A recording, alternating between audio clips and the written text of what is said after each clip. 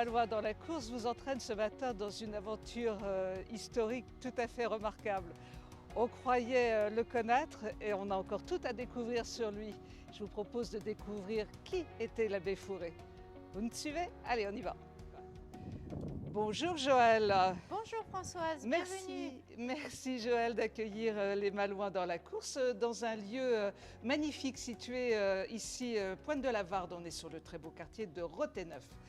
Rothéneuf, un quartier que l'abbé Fourré a bien connu. Et Joël, vous êtes la présidente d'une association tout à fait remarquable.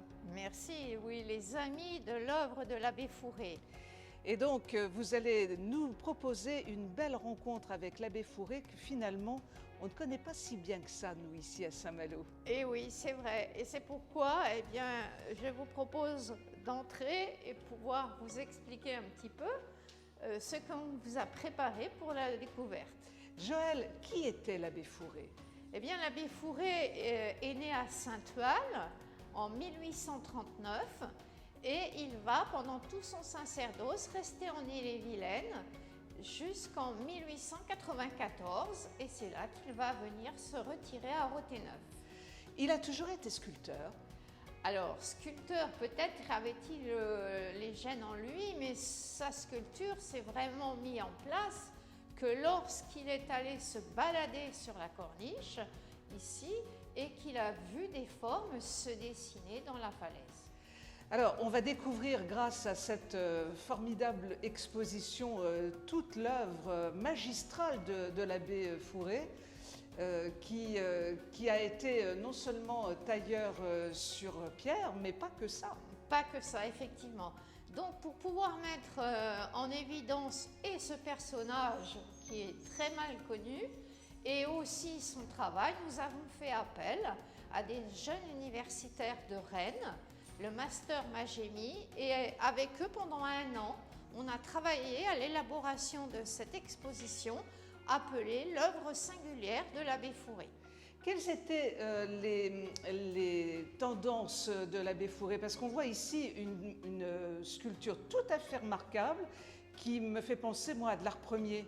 Oui, alors, l'œuvre de l'abbé Fourré est rattachée à l'art brut et sa ligne conductrice était la Bretagne, parce qu'il s'était mis dans la tête qu'avec la mondialisation, la Bretagne disparaîtrait.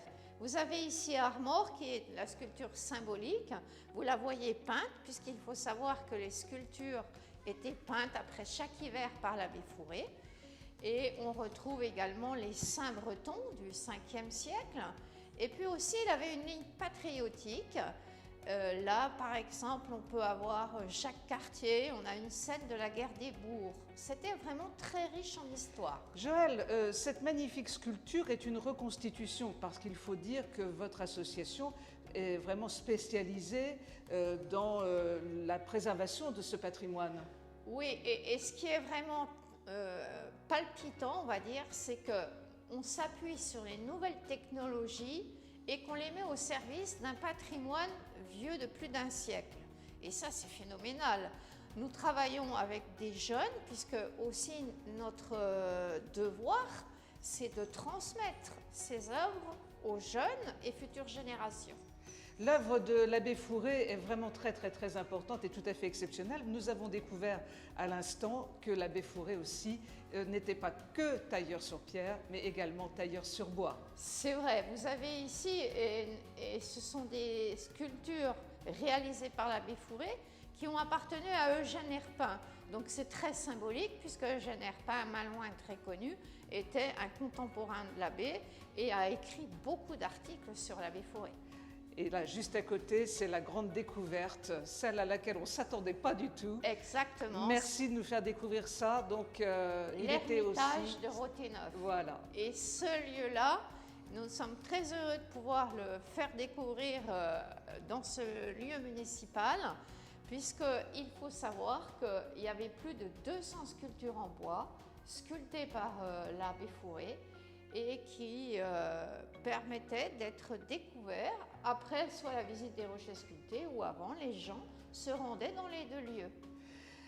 Vous avez aussi réussi à associer la modernité dans cette exposition à l'art de l'abbé Fourré, puisque on peut visiter aussi, grâce à un casque de réalité virtuelle, l'ensemble de l'œuvre de l'abbé Fourré ici sur Saint-Malo. Voilà, et ça c'est intéressant parce que certains publics ne peuvent pas se rendre sur les lieux parce que c'est difficile d'accès.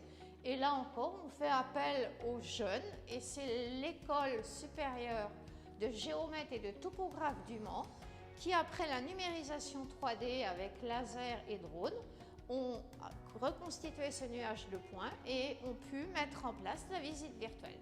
Joël, on peut visiter ce lieu magique tous les jours peut-être en ce Alors, moment? tous les jours jusqu'au 31 août, sauf le mercredi, nous sommes là de 10h à 12h30 et de 14h30 à 18h. Une visite que les Malouins dans la course recommandent absolument. Merci Joël pour votre accueil. Merci beaucoup Françoise. Merci, à très bientôt. Au revoir.